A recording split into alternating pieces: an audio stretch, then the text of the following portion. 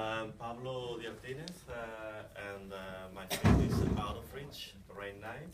I'm Eric, and I'm from the same film. Just tell us a little bit about your film. How did it happen? So, actually, what you just saw is a small piece of 8 minutes, but it's a short film that belongs to a series of 20 short films, and they all together make a feature film. We've been working on this project for the last 12 years or something. Wow. And we passed through many different stages, and we had public funding from Flanders and the city of Rotterdam. And lately we are relying on the support of crowdfunding, or crowdfunders, to which we are very thankful. So, well, we really enjoyed it. I don't know if you want to add something to it. Just let's everyone take a little step forward. They're having trouble with the lights upstairs. We're sort of in the obscure sort of section. Actually, look quite good in the slide. But yeah. Yeah. So, well, like he says, it's the first finished part of many parts. So the feature film has been broken up into parts, and each part actually represents a poem. So it's actually an adaptation of a how do you say it, a poetry book, like a collection of poems which make one kind of narrative, as you could say. And so this is one slice of life and it's actually it's called page 4. Next one that will be finished will be page 2, or maybe page 2 and 3 almost. Actually, we're working on that, so we're being ambitious on that one. And yeah, so it's the beginning of I mean, it's the end of a long journey, but also the beginning of a long one. So. Cool. Young lady? Oh, sorry. Okay, I'm getting some photos of everybody. Introduce yourself and talk about the film. My name is Morgana, and I'm from Melbourne, Australia. My short documentary, It's My Birthday and I'll Fly If I Want To, was the documentation of my 50th birthday present to myself. I've never celebrated birthdays, even as a child.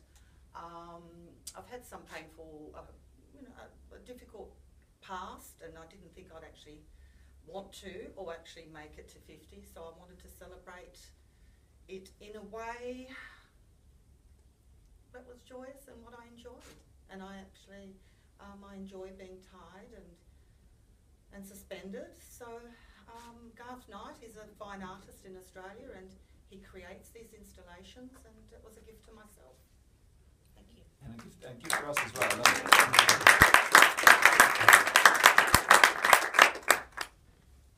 Hi. Okay, I lost my voice. My name's Devor. I'm from the Faroe Islands. I made the bus film called Terminal. And for me, it was a film that kind of collected all of my thoughts. It's not all of my thoughts, but I have more. But my thoughts regarding human interaction and how we interact or don't interact with each other in the daily life. And I made it. This is my graduation project in film school in London. Okay. I love the film. I thought it was a very slow burn, and it really stuck with me. And I really enjoyed it. So thank you. Good job. Well done.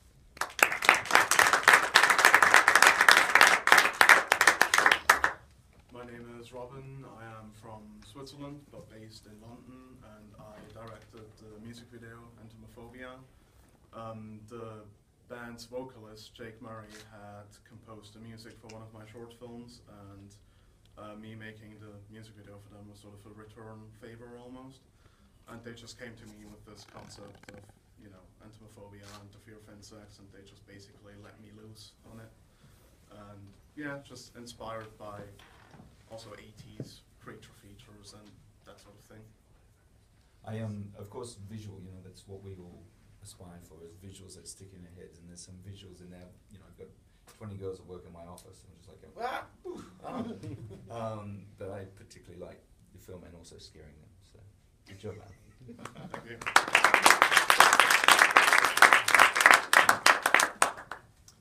Hi Scott, I'm also from Australia, from Morgana. I'm from Brisbane. Okay. And I made the split screen movie called Textisms with the girl and the man. Yeah. I live in Los Angeles, so that's why it was shot in Los Angeles. Right.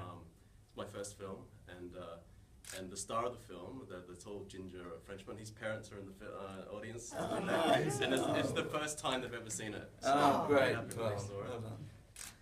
My first film, my first festival, so I'm absolutely ecstatic to be here, and I'm really happy. Oh, nice. And, I mean, I have a 19-year-old daughter, so I relate to that very well. But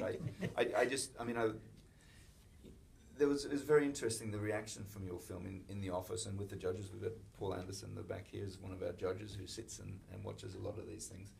I found it very interesting, very sort of topical and dealt with things that are important and an important part of our life that probably wasn't 5 years ago. So I loved it. I thought it was fabulous. I tell you what's interesting is that, like you say, 5 years ago. 5 years ago exactly is when I was in my apartment trying to figure out how to write a script, for my first short film, and then I got this text message from a complete stranger that was the exact one you see in the film where it says, "Hi, it's Rachel. You can't call, text me. My mum took my phone away."